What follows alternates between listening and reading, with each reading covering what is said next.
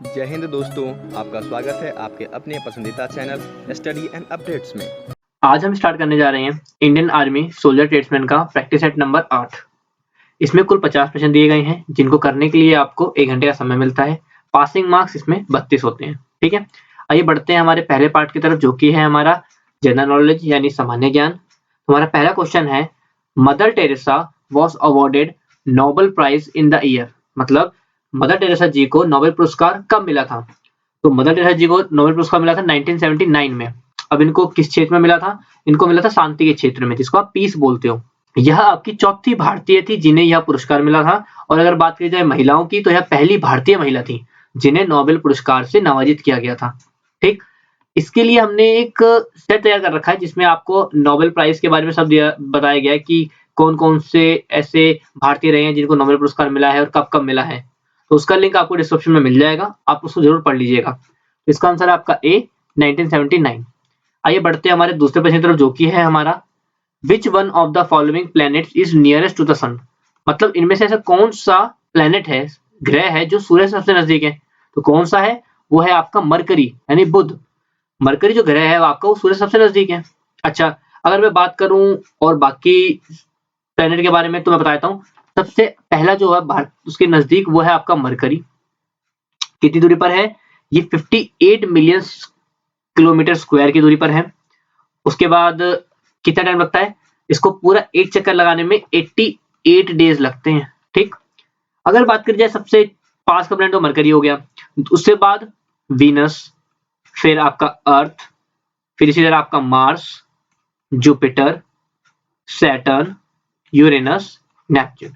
ये आपके serial wise बता दिए गए कि सूरज से सबसे नजदीक मार्स, फिर वीनस, फिर अर्थ, सबसे दूर आपका नेपच्यून। ठीक है, तो इसका उत्तर है आपका डी, मरकरी।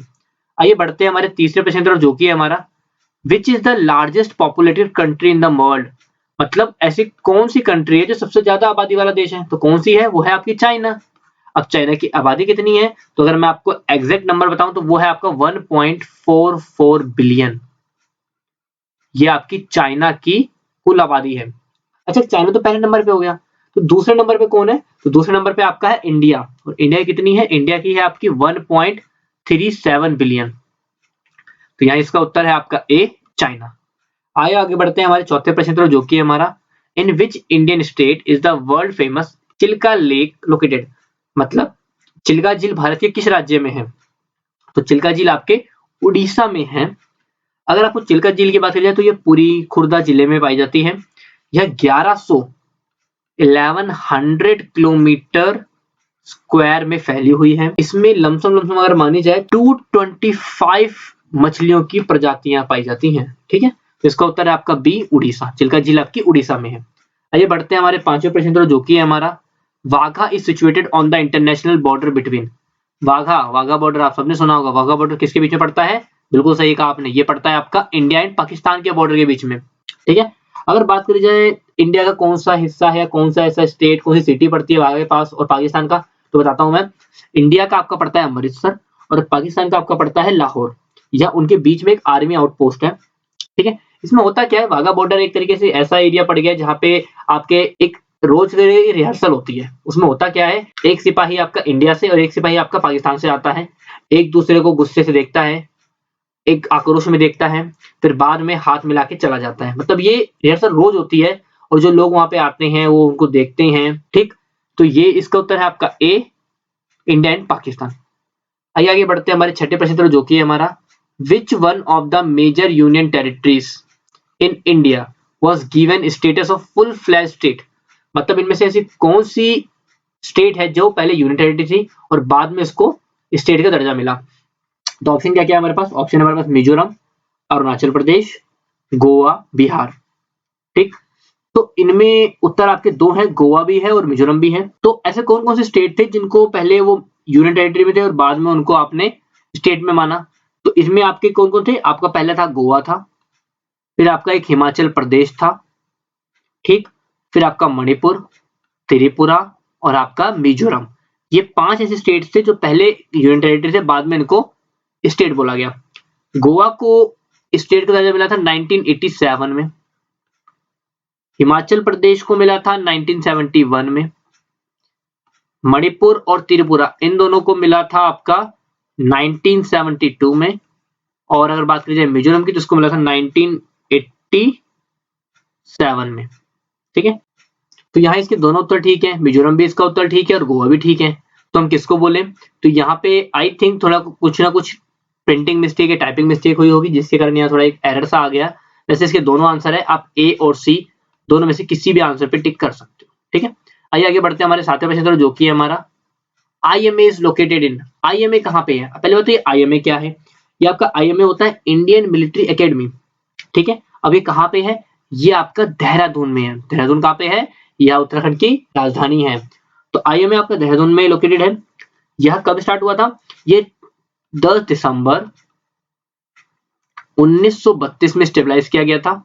ठीक है, इसका कुल अगर मैं एरिया की बात करूं तो वो कितना है, वो है आपका 5.7 किलोमीटर स्क्वायर इसका कुल एरिया है।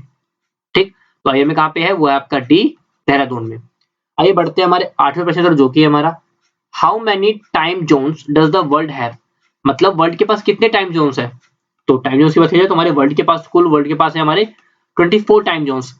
ये कैसे बांटा गया है, जब आपका ग्लोब होता है उस पर अगर लॉन्गिट्यूडिनल वेव है तो हर एक घंटे को उन्होंने 18 डिग्री के हिसाब से बांटा है। ठीक है, तो इस तरीके से आपके 24 टाइम जोन्स होते हैं। कुछ ऐसी कंट्रियां हैं जिसके पास एक से ज्यादा भी टाइम जोन्स होंगे। अगर इस तरीके से बात करी जाए तो सबसे ज्यादा टाइम जोन्स किसके पास है, सबसे ज्यादा टाइम जोन्स आपके पास फ्रांस के पास। जो फ्रांस आपकी कंट्री है उसके पास सबसे ज्यादा टाइम जोन्स है, और कितने हैं, वो है आपके 12। ठीक, तो इसका आंसर क्या था आपका, इसका आंसर है बी 24। आइए आगे बढ़ते हैं हमारे 9वें प्रश्न पर, जो कि है हमारा how many players are there in hockey team. एक हॉकी टीम में कितने प्लेयर होते हैं, तो एक हॉकी टीम में आपके होते हैं 11 प्लेयर। ऐसे याद रखिएगा 11 ही प्लेयर आपके फुटबॉल टीम में भी होते हैं और 11 ही प्लेयर आपकी क्रिकेट टीम में भी होते हैं। अच्छा, हॉकी टीम क्या है, हॉकी वही आपने जो देखा होगा, एक दो स्टिक से खेला जाता है, दो टीमें होती हैं जिनको गोल करना होता है, जो भी उनके पास बॉल होती है। हॉकी से एक क्वेश्चन और बनता है कि आपका इंडियन स्पोर्ट्स क्या है, भारतीय खेल क्या है, तो हॉकी आपका एक भारतीय खेल भी है। ठीक है, भारतीय राष्ट्रीय खेल। तो इसका उत्तर है आपका बी 11। आइए आगे बढ़ते हैं हमारे 10वें प्रश्न पर, जो कि हमारा Chandigarh is the capital of state. Chandigarh कौन से स्टेट की राजधानी है, तो इसमें ऑप्शन क्या क्या है, पंजाब, उड़ीसा, हिमाचल प्रदेश और बिहार। तो चंडीगढ़ आपकी है पंजाब की राजधानी।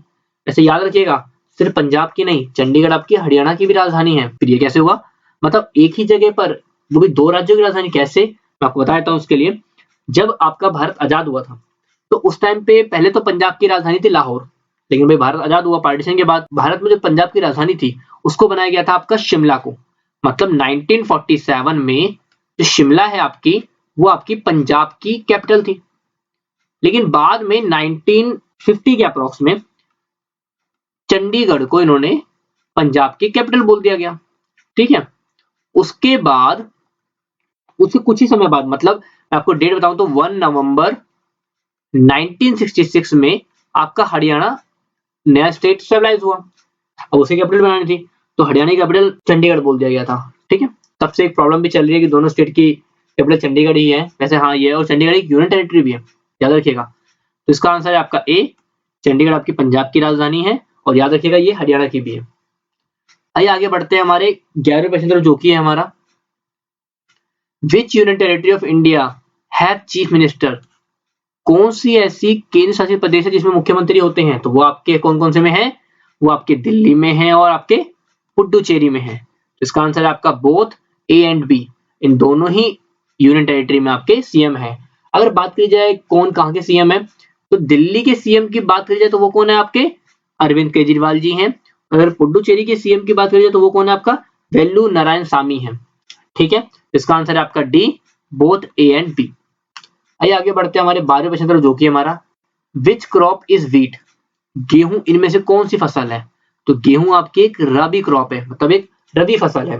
अच्छा, ये रबी फसल कौन सी होती है, रबी क्रॉप का विंटर क्रॉप भी बोलते हो, क्यों, क्योंकि ये लमसम अक्टूबर से दिसंबर के बीच में तो उगाई जाती है। ठीक, अब इसकी कटाई कब होती है, इसकी कटाई होती है आपकी अप्रैल से मई के बीच में। ठीक है, तो इस बीच की फसल को आप क्या बोलते हो, राबी क्रॉप। तो इसका आंसर क्या है आपका बी, राबी क्रॉप। आइए आगे बढ़ते हैं हमारे 13वें प्रश्न पर, जो कि हमारा दुरंत कप स्टैंड्स फॉर। मतलब दुरंत कप किससे संबंधित है, तो जो आपका दुरंत कप है वो आपका फुटबॉल से संबंधित है। दुरंत फुटबॉल टूर्नामेंट होता है आपका। तो दुरंत कप कब स्टार्ट किया गया था, यह 1888 में शुरू हुआ था। और अगर मैं बात करी जाए दुरंत फुटबॉल टूर्नामेंट की, तो यह एशिया का सबसे पुराना फुटबॉल टूर्नामेंट है, ठीक है ना। तो इसका आंसर है आपका ए, फुटबॉल। आइए आगे बढ़ते हैं हमारे 14वें प्रश्न तरफ, जो कि है हमारा the flag on the half mast represent, आधे मस्तूल पर ध्वज का प्रतिनिधित्व करता है। अच्छा, अगर हाफ मास्ट है तो उसको फ्लैग को क्या बोलेंगे? वो कब होता है? वो तब होता है जब आपका नेशनल मॉर्निंग हो, मतलब राष्ट्रीय शोक हो। जैसे कि अगर किसी सिपाही की कोई सिपाही शहीद हो जाता है तो उस टाइम हम राष्ट्रीय शोक मनाते हैं। तो उस टाइम पे हम जो हमारा झंडा होता है, जो हमारा फ्लैग है, उसको हम आधा झुका के रखते हैं। इसको हम याद के तौर पे, कि हम उनको याद कर रहे हैं, उस पे हम उनको ट्रिब्यूट करते हैं।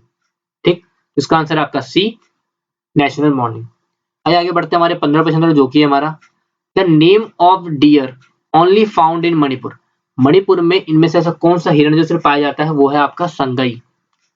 संगई जो आपका हिरण है वो सिर्फ मणिपुर में पाया जाता है, और यह मणिपुर का स्टेट एनिमल भी है। एक चीज और बता देता हूं मैं आपको, जो आपका संगई डियर है, ये आज के टाइम पे एंडेंजर्ड स्पीसीज है। अच्छा, ये एंडेंजर्ड स्पीसीज क्या होती है? ये वो स्पीसीज होती है जो कुछ ही दिन में खत्म होने वाली है, मतलब ये खत्म होने के कगार पर है, एंडेंजर्ड स्पीसीज है। ठीक है, तो इसका आंसर है आपका ए, संगई। आइए आगे बढ़ते हैं हमारे 16वें प्रश्न तरफ, जो कि है हमारा the area which the Aryans occupied in India was. मतलब जब आर्यंस इंडिया में आए थे, उन्होंने जो एरिया कब्जाया था उसको क्या बोला जाता था? उसको बोला जाता था आपका सप्त सिंधु। सप्त सिंधु क्या है? सप्त सिंधु आपका 7 नदियों का, मतलब 7 जो मुख्य नदियां हैं उनका समूह है। ठीक है, आर्यंस कहां से आए थे? आर्यन आपका अफगानिस्तान की तरफ से होते हुए, ईरान की तरफ से होते हुए आए थे। तो सबसे पहले इधर ही आए थे, सप्त सिंधु की तरफ। ठीक है, उसका आंसर है आपका ए, सप्त सिंधु। आइए आगे बढ़ते हैं हमारे 17वें प्रश्न, जो कि है हमारा the leader of the Lok Sabha. Lok Sabha का नेता कौन होता है? तो लोकसभा का जो नेता होता है वो होता है आपका प्राइम मिनिस्टर।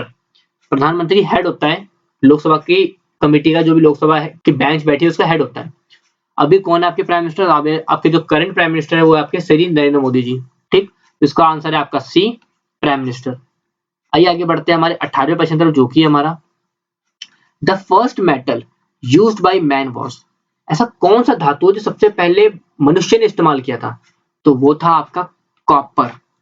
लगभग 10,000 साल पहले इसको खोजा गया था, और पहला धातु यही था जिसको इस्तेमाल में लाया गया था। तो इसका आंसर है आपका बी, कॉपर। आइए आगे बढ़ते हैं हमारे 19वें प्रश्न तरफ, जो कि हमारा which one of the following place is associated with the death of Buddha. Buddha की मृत्यु से संबंधित ऐसा कौन सा एरिया है, कौन सा स्पेस स्थान है? तो वो है आपका कुशीनगर।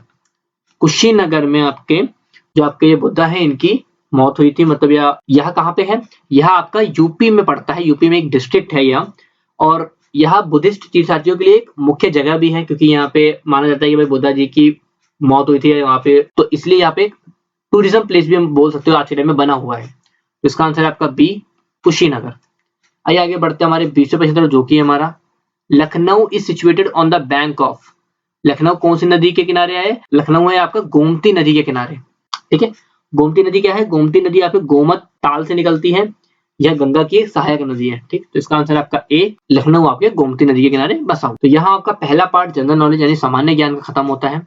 दोस्तों, आप सभी की सुविधाओं का ख्याल रखते हुए स्टडी एंड अपडेट्स का एक फेसबुक ग्रुप बना दिया गया है। व्हाट्सएप ग्रुप पे कुछ लिमिटेड लोग ही जुड़ पाते हैं, वहाँ पर ज़्यादा बच्चे नहीं जुड़ पाते हैं तो प्रॉब्लम होती है, बच्चे कमेंट करते हैं। इसलिए एक फेसबुक ग्रुप बना दिया गया है जो कि स्टडी एंड अपडेट्स के नाम पे है, और इसका लिंक आपको डिस्क्रिप्शन बॉक्स में दिया गया होता है। ठीक है, आप यहाँ से जुड़ सकते हैं, और आप यहाँ पर देख सकते हैं कि जो भी लेटेस्ट नोटिफिकेशन है वो यहाँ पर डाल दी जाती है, ताकि आपको हर एक न्यूज मिल सके, एक भी मिस ना हो। क्योंकि बहुत बच्चे ऐसे होते हैं जो बोलते हैं सर आपके इस सेट का नोटिफिकेशन हमें नहीं मिला, तो उन्हीं सब वजह से यह बनाया गया है, ताकि आप लोग प्रत्येक चीजों का नोटिफिकेशन ले सकें।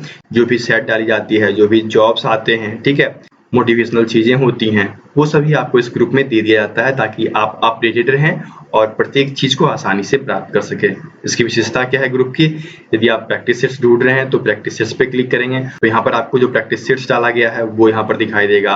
आप जाकर आसानी से उसके PDF डाउनलोड कर सकोगे। ठीक है, यदि जीके से रिलेटेड कोई चीज डाली जाती है, जीके पे क्लिक करोगे तो यहाँ पर आपको सभी चीजों का आइडिया लग जाएगा। ठीक है, तो बहुत ही आसान तरीकों से यहाँ से आप PDF के लिंक भी प्राप्त कर सकते हो, वीडियो के लिंक भी प्राप्त कर सकते हो, और वीडियोज को आसानी से देख भी सकते हो। ठीक है, तो मैं आपसे आग्रह करूंगा कि फेसबुक ग्रुप पे आके जुड़िए, बहुत ही बेहतर होता है, सभी को एक बार में नोटिफिकेशन चली जाती है। ठीक है, तो जो ज्वाइन होना चाहते हैं लिंक डिस्क्रिप्शन बॉक्स में दिया गया है, आप वहां पर जाकर आसानी से ज्वाइन कर सकते हैं। ठीक है, जैसे ही आप लिंक पे क्लिक करोगे हमें रिक्वेस्ट आएगा, हम आपको अप्रूव कर दिया करेंगे और आप आसानी से ग्रुप में जुड़ जाओगे। ठीक है, आइए स्टार्ट करते हैं हमारा दूसरा पार्ट, जो कि हमारे जनरल साइंस माने सामान्य विज्ञान।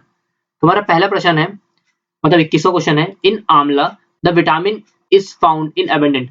आंवला में कौन सा विटामिन पाया जाता है? तो आंवला में पाया जाता है आपका विटामिन सी। अगर आप विटामिन सी नहीं खाते हो या विटामिन सी है वो कमी होती है तो कौन सी बीमारी होती है? अगर विटामिन सी की कमी है तो आपको स्कर्वी हो सकता है, आपके मसूड़ों में से खून निकलने लग सकता है, तो इसलिए विटामिन सी खाना चाहिए। तो इसका आंसर है आपका सी, विटामिन सी आपका इसका आंसर है।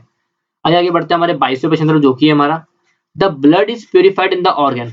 जो आपका रक्त होता है वो कौन से अंग में शुद्ध होता है, मतलब प्योरिफाइड होता है? तो वो होता है आपका किडनी में। जो आपका किडनी ऑर्गन होता है आपके बॉडी के अंदर, वह ब्लड के फिल्ट्रेशन का काम करता है और इसके साथ साथ आपकी बॉडी का जो वेस्ट होता है उसको रिमूव करने का भी काम करता है। ठीक है, तो इसका आंसर है आपका सी, किडनी।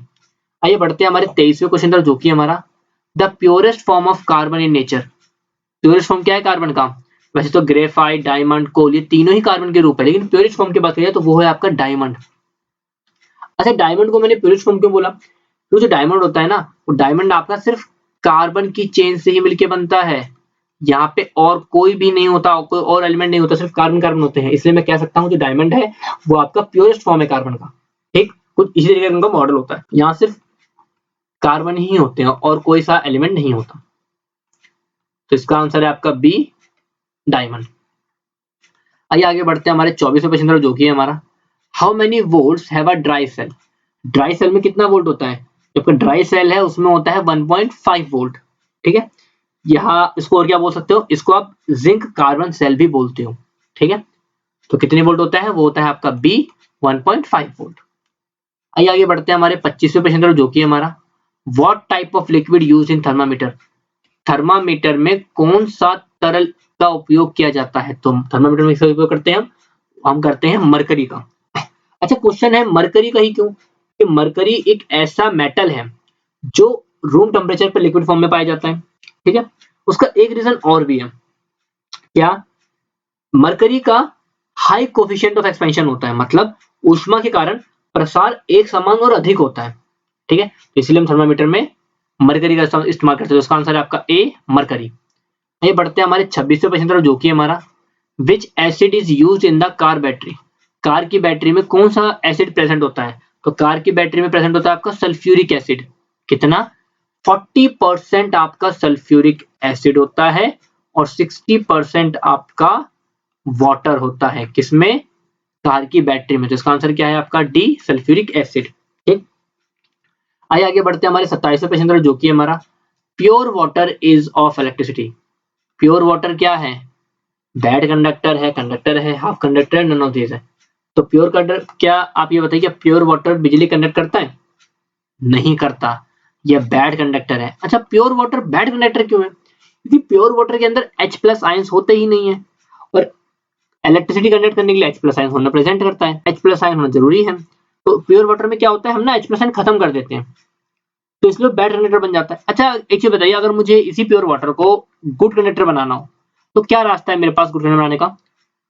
इसमें हम अगर नमक मिला दें, जो आपका सॉल्ट होता है, अगर उसको आप मिला दोगे तो जो आपका ये प्योर वाटर है ना, ये भी इलेक्ट्रिसिटी कंडक्ट करने लग जाएगा। ठीक है, तो इसका आंसर आपका ए, प्योर वाटर आपका एक बैड कंडक्टर होता है।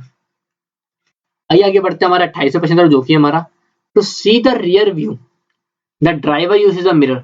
रियर व्यू में कौन सा, मतलब चालक दर्पण कौन सा दर्पण का इस्तेमाल करता है पीछे को देखने के लिए?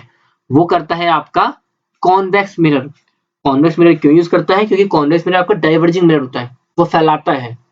ठीक है, तो इसका आंसर आपका ए, 28वें का ए, कॉन्वेक्स मिरर यूज करता है। आइए बढ़ते हैं हमारे 29वें प्रश्न, जो कि है हमारा the red colour of blood is due to presence of. आपका ब्लड जो रेड होता है वो किसकी वजह से होता है? वो होता है आपका आरबीसी में हेमोग्लोबिन की वजह से। ठीक है, हेमोग्लोबिन ऐसी चीज होती है जिससे कारण आपका जो ब्लड होता है वो लाल होता है। तो इसका आंसर है आपका ए, आरबीसी। अच्छा, इनमें से फंक्शन बता दूं मैं, डब्ल्यूबीसी का फंक्शन क्या होता है? तो डब्ल्यूबीसी होता है आपकी बॉडी में कोई भी बीमारी आने वाली, कोई भी डिजीज आने वाली है तो उनसे लड़ने में मदद करता है। YBC येलो ब्लड सेल्स, इसका हमको इस्तेमाल होता ही नहीं है क्योंकि YBC कुछ होता ही नहीं है। इसके अलावा आपके पास प्लेटलेट्स होते हैं और प्लाज्मा सेल्स होते हैं। ठीक, आइए बढ़ते हैं हमारे तीसरे प्रश्न तरफ, जो कि है हमारा in fire extinguisher which of the following gas is used. मतलब फायर एक्सटिंग्विशर में कौन सी गैस का इस्तेमाल करते हैं? फायर एक्सटिंग्विशर में हम CO2 माने कार्बन डाइऑक्साइड का इस्तेमाल करते हैं। कार्बन डाइऑक्साइड का क्यों इस्तेमाल करते हैं? उसका रीजन ये है कि कार्बन डाइऑक्साइड क्या करती है, जैसे कहीं पे भी अगर आग लगी है, अगर बिजली द्वारा आग लगी है या तेल द्वारा आग लगी है, जैसे पेट्रोल डीजल के द्वारा, तो वहां पे CO2 क्या करती है, जो सप्लाई होती है ऑक्सीजन की, जो आग को मिल रही है उसको काट देती है, तो इसी कारण जो आपकी आग है वो बुझ जाती है। इसका आंसर आपका ए, फायर एक्सटिंग्विशर में कार्बन डाइऑक्साइड फिल करी जाती है। आइए बढ़ते हैं हमारे 31वें क्वेश्चन, जो कि हमारा how many colours are in sunlight. एक सनलाइट में कितने कलर होते हैं? सनलाइट में जो कलर होता है वो 7 कलर से मिलकर बना होता है। ठीक है, वो 7 कलर होते हैं। अब इसको आप पता कैसे करोगे? अगर आप एक व्हाइट जैसे प्रिज्म वगैरह लगा लो, एक प्रिज्म आपने रख लिया, अगर वहां से आप सनलाइट की रोशनी पार करोगे तो आप उसके आउटपुट पे देखोगे आपको 7 डिफरेंट लाइट दिख रही है। अच्छा, वही अगर 7 लाइट मैं दोबारा एक अलग से प्रिज्म में डाल दूंगा तो मुझे आउटपुट क्या मिलेगा? अब मुझे एक व्हाइट लाइट मिल जाएगी। मतलब मैं कह सकता हूँ जो आपकी व्हाइट लाइट होती है वो इन 7 कलर को मिला के बनती है। ठीक है, तो इसका आंसर आपका बी, सनलाइट में आपके 7 लाइट होती है। वो 7 लाइट कौन सी होती है? वही जो आपकी रेनबो में होती है, जो आपने ये पढ़ रखी है, जो आपका ये विबग्योर होती है, यही पैटर्न में लाइट भी होती है, इनके पास कलर्स भी होती हैं इनके। आइए बढ़ते हैं हमारे 32वें प्रश्न तक, जो कि हमारा which vitamin we get from the sunlight. Sunlight से कौन सा विटामिन मिलता है? सनलाइट से आपको मिलता है विटामिन डी। ठीक है, और अगर विटामिन डी की कमी होती है तो कौन सी बीमारी होती है? विटामिन डी की कमी से होती है आपको रिकेट्स। रिकेट्स में क्या होते हैं, जो आपके हाथ पैर है उनकी हड्डियां बहुत कमजोर हो जाती हैं। ठीक है, तो इसलिए कहा जाता है विटामिन डी लेना चाहिए, थोड़ी देर ही सही मगर सनलाइट में बैठना चाहिए, बट ज्यादा देर नहीं, क्योंकि इससे आपकी बॉडी को इफेक्ट पड़ता है। इसका आंसर है आपका बी, विटामिन डी।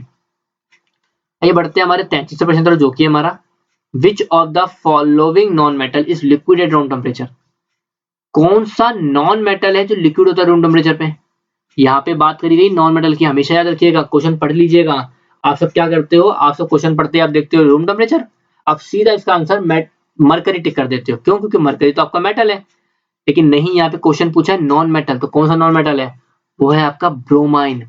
ब्रोमाइन एक लौता नॉन मेटल है जो लिक्विड होता है रूम टेम्परेचर, तो इसका आंसर है आपका ए, ब्रोमाइन। ठीक है, आइए आगे बढ़ते हैं हमारे 34वें प्रश्न पर, जो कि हमारा in an electric bulb filament which metal is used. Electric bulb में कौन से मेटल का फिलामेंट इस्तेमाल करते हैं? हम इस्तेमाल करते हैं टंगस्टन का। कुछ तो रीजन होगा कि हम टंगस्टन का इस्तेमाल करते हैं, उसका रीजन क्या है?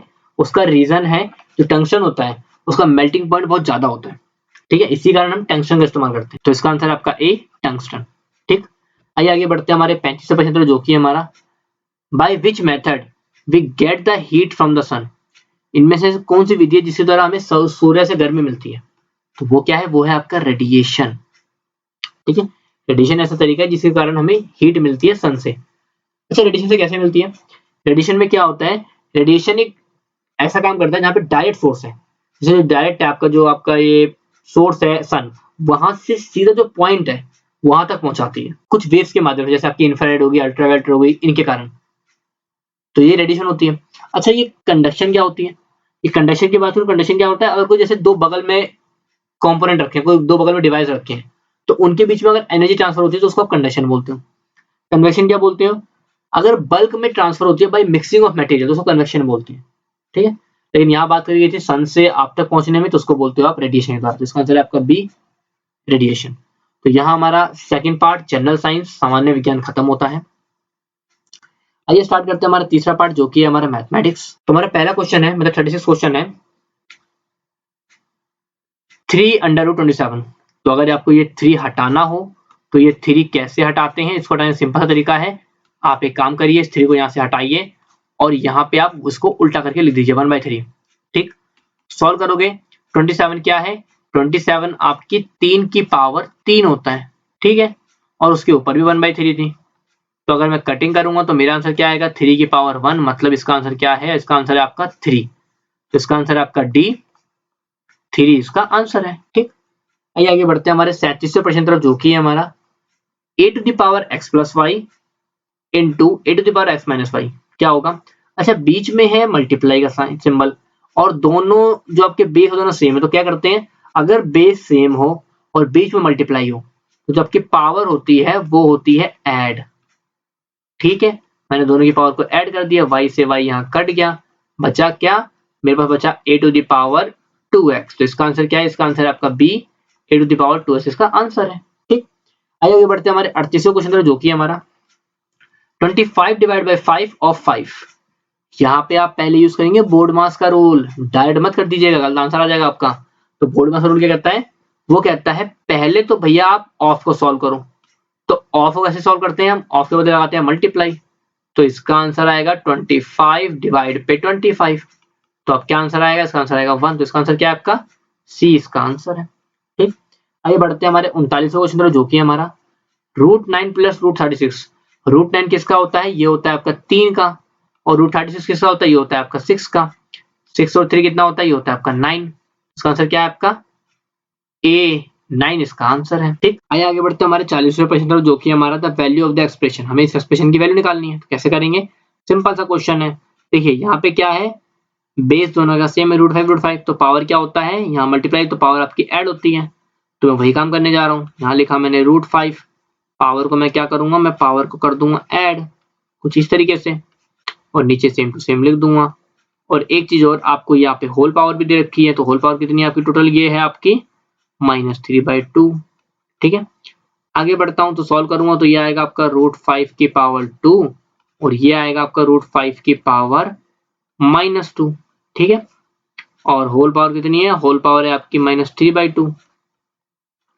आगे बढ़ता हूँ, √5 पावर -2 है, ऊपर जाएगा तो ये बन जाएगा आपका डिवाइड में है, तो पावर क्या हो जाएगी, माइनस हो जाती है कुछ इस तरीके से।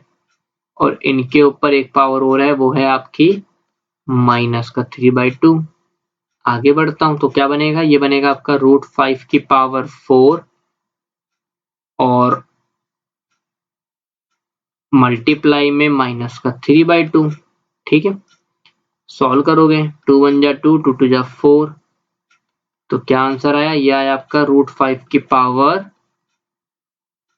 -6।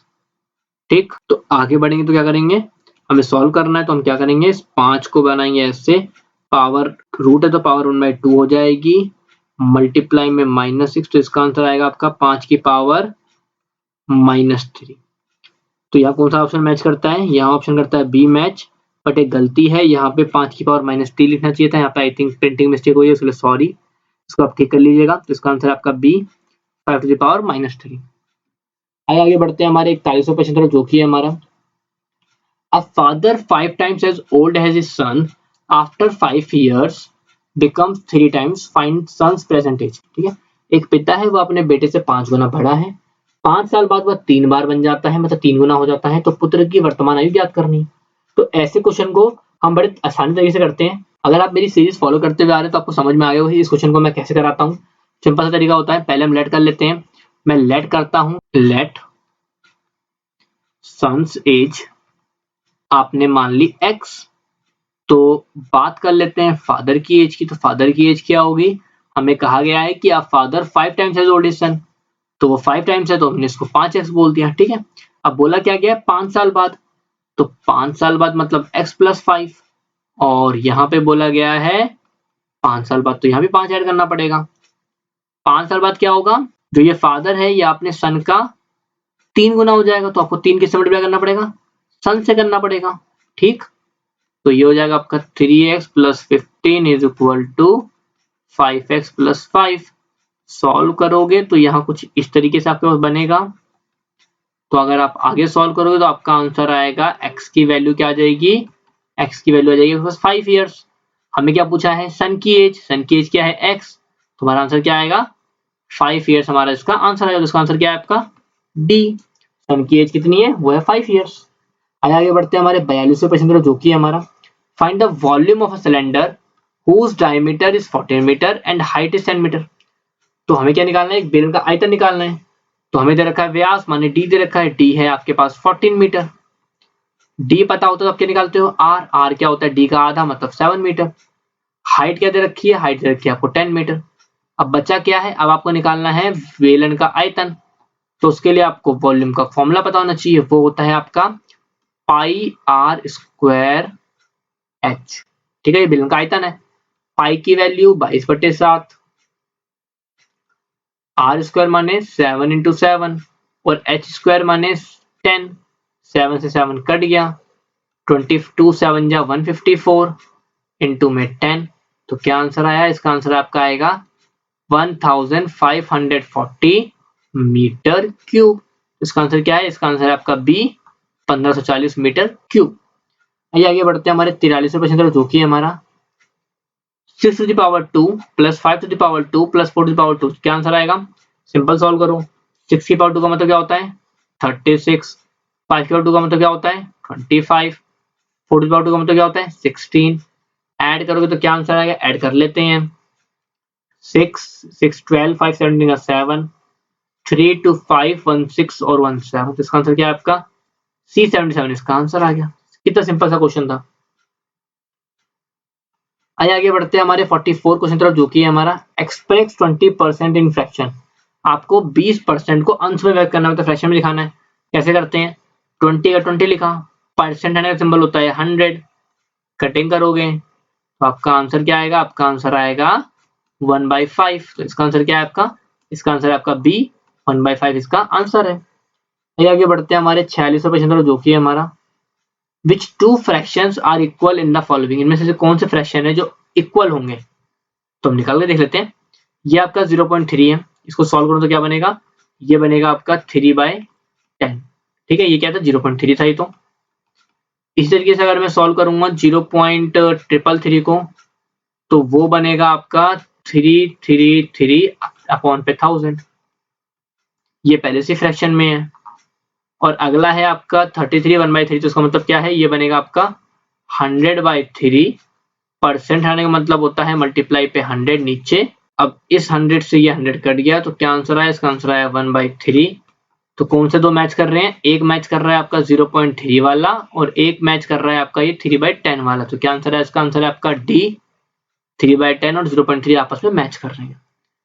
आगे बढ़ते हैं हमारे 46वें प्रश्न, जो कि है हमारा द वैल्यू ऑफ 406 इंटू 9/10⁴। तो बड़ा आसान सा क्वेश्चन है। पहले तो आप 406 को 9 से मल्टीप्लाई कर लो। 10⁴ मतलब क्या होता है? आगे में आपके पास 10,000 है। मल्टीप्लाई करके देखते हैं क्या आंसर आएगा। तो मल्टीप्लाई करने पर क्या आएगा? 9 6 54। तो आंसर आएगा आपका 3654। डिवाइड पे क्या है? डिवाइड पे आपका 10,000। कितने जीरो है? 4 जीरो, 4 नंबर से पॉइंट लगेगा, तो इसका आंसर क्या आएगा आपका? इसका आंसर आएगा 0.3654। किससे मैच कर रहा है? ये मैच कर रहा है आपका सी वाले से, तो इसका आंसर क्या है आपका? सी। आगे बढ़ते हैं हमारे 47वें प्रश्न, जो कि हमारा 0.01 इंटू 0.1। 1 1 जा क्या होता है? 1। कितने नंबर से पॉइंट लगेगा? 1 2 3 नंबर से पहले। तो 1 2 3 किससे मैच कर रहा है ये क्वेश्चन? ये मैच करता है आपका बी वाले से, इसका आंसर क्या है आपका? बी। आगे बढ़ते हैं हमारे 48वें प्रश्न, जो कि हमारा 0.25 माइनस 0.15। तो अगर मैं 0.25 में से 0.15 को माइनस करता हूं, तो मेरे पास जो आंसर आएगा वो आएगा मेरे पास 0.10। अब मुझे ऐड करना है प्लस का 0.6, तो 0.6 कुछ ऐसे ऐड होगा, तो इसका आंसर आएगा आपका 0.7। तो इसका आंसर क्या है आपका? सी 0.7 इसका आंसर है। ठीक, आगे बढ़ते हैं हमारे 49th क्वेश्चन तरफ, जो कि है हमारा सिंप्लीफाई, मतलब सरल करना है आपको जो आपको गिवन क्वेश्चन दिया गया है। क्वेश्चन तो बड़ा आसान है, बस हल्का सा लेंथी है। आप मिस्टेक नहीं करेंगे तो इसमें आपकी गलती नहीं आएगी। चलिए मैं आपको बताता हूँ इसमें करना क्या है। 8 दूनी 16 और 7 23/8। ये तो आपने बिल्कुल सिंपल से बता दिया मेरे को। इसी तरीके से 2 1 कम 2 और 1 3/2 प्लस में यहाँ ब्रैकेट लगाया। 24 3 72 और 17 कितना होता है? ये आपका होता है 89/24 माइनस 3 3 9 और 1 10/3 प्लस 5 3 15 और 1 16/3 गुने में क्या है? गुने में आपका 6/5। ठीक, आगे अगर मैं सॉल्व करता हूं तो 3 1 कम 3 3 नीचे थोड़ी सी कटिंग होगी, मैंने कर ली। अब आपको सेम चीज फॉलो करते रहना है। स्टेप को सिंपल सा प्लस माइनस ही है, कोई नई चीज नहीं है, आप हमेशा करते आए हैं, बस याद रखिएगा कि मिस्टेक नहीं करें आप कहीं पे। माइनस 10/3 प्लस में क्या बनेगा, यहाँ बचेगा आपका 16×32 और 5 का 5, कुछ इस तरीके से बनेगा। आगे बढ़ूंगा, 23/8 माइनस 3/2 प्लस 89/24 माइनस, इनको सॉल्व करोगे तो इनको सॉल्व जो आंसर आएगा वो आएगा आपके पास 146/15। ठीक है, आगे बढ़ता हूं। आगे आया आपका 23/8 माइनस में 3/2 प्लस, इनको सॉल्व करो तो इनको सॉल्व जो आंसर आएगा आपके पास वो आएगा आपके पास सीधा सीधा माइनस में 241/40। इसको मैंने साइड में सॉल्व किया सिंपल एलसीएम लेके, मैं इसको नहीं दिखा रहा हूँ, इससे क्या होगा आपका बहुत ज्यादा बढ़ जाएगा। इसको आप इजीली सॉल्व कर लेंगे, इसलिए इसको मैं करके नहीं दिखा रहा हूँ। तो इस आगे बढ़ूंगा, 23/8 माइनस का ये हो जाएगा आपका 3/2 माइनस का 241/40। आगे बढ़ता हूं तो यहाँ पे क्या होगा 23/8 माइनस का निशान, नहीं माइनस माइनस क्या हो जाएगा आपका प्लस हो जाएगा। सॉल्व करने पे जो आंसर आएगा वो आएगा आपका 181/40। इसको सॉल्व करूंगा तो मेरा आंसर आएगा 37/5। कटिंग करने के बाद सॉल्व करूंगा तो मेरा आंसर आएगा 72/5। तो क्या है मेरा आंसर, मेरा आंसर है आपका ए 7:2/5 इसका आंसर है। आगे बढ़ते हैं हमारे 50वें प्रश्न तक, जो कि हमारा आखिरी प्रश्न क्या है हमारा 15 × 4 - 48 / 12। तो अप्लाई करेंगे बोर्ड मास, पहले आपको डिवाइड करना है। तो डिवाइड करके आंसर आएगा, मेरे पास आंसर आएगा 15 × 4 माइनस में 12 4 जा 48। अब मुझे करना है मल्टीप्लाई, 15 4 जा 60 माइनस में 4, क्या आंसर आया, आंसर आएगा आपके पास 56। इसका आंसर क्या है आपका सी 56 का आंसर है। तो यहाँ हमारा आर्मी सोल्जर ट्रेड्समैन का प्रैक्टिस सेट 8 होता है खत्म। अगर आप पीडीएफ में इंटरेस्टेड हैं ताकि आप और प्रैक्टिस कर सके, इस तरह के और क्वेश्चन को कर सके, तो उसका लिंक आपको डिस्क्रिप्शन में मिल जाएगा, आप वहां से कॉन्टेक्ट कर सकते हैं। तो मिलते हैं आपसे अगली वीडियो में, तब तक के लिए नमस्कार। दोस्तों, आप सभी की रिटन एग्जाम अर्थात लिखित परीक्षा को और भी अच्छे तरीके से संपन्न करने के लिए, अच्छे मार्क्स लाने के लिए स्टडी एंड अपडेट्स आप सभी के लिए अध्ययन सामग्री लाया है, जो कि पीडीएफ के रूप में प्रोवाइड कराए जाते हैं। चलिए उसके बारे में थोड़ी जानकारी आपको मैं दे देता हूं। तो चलिए मैं आपको बता देता हूं कि भारतीय सेना के मॉडल प्रैक्टिस सेट, ठीक है, जो कि हिंदी एवं इंग्लिश दोनों लैंग्वेज में अवेलेबल है पीडीएफ के रूप में, आप उसे प्राप्त कर सकते हैं। इसमें आपको ट्रेड्समैन, जीडी, टेक्निकल, क्लर्क एवं नर्सिंग सहायक के प्रैक्टिस सेट्स, ठीक है, कुल 50 प्रैक्टिस सेट्स के लिए आपको 51 से लेकर 55 रुपीज के बीच चार्ज किया जाता है।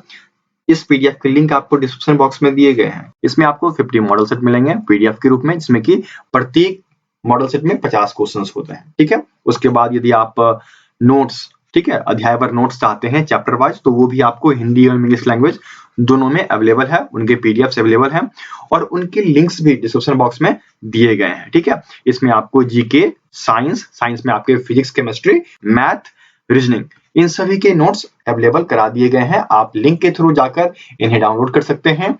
उचित मूल्य आपको पे करना पड़ेगा, मूल्य पे करेंगे, पीडीएफ आपके ईमेल पे आ जाती है, ठीक है। चलिए एक बार मैं उस स्टोर को दिखा देता हूं जहां से आप पीडीएफ डाउनलोड करेंगे। तो देखिए ये स्टडी एंड अपडेट्स का स्टोर है पीडीएफ का, यहाँ से आप पीडीएफ डाउनलोड कर सकते हैं, ठीक है। यहाँ पर आपको देख लीजिए भारतीय सेना में नर्सिंग, ठीक है, टेक्निकल, सभी के पीडीएफ अवेलेबल करा दिए गए हैं। आपको जिस भी टाइप का पीडीएफ चाहिए वो आप यहाँ पर सर्च करेंगे, सर्च करते ही आपको सारे ऑप्शन अवेलेबल हो जाएंगे।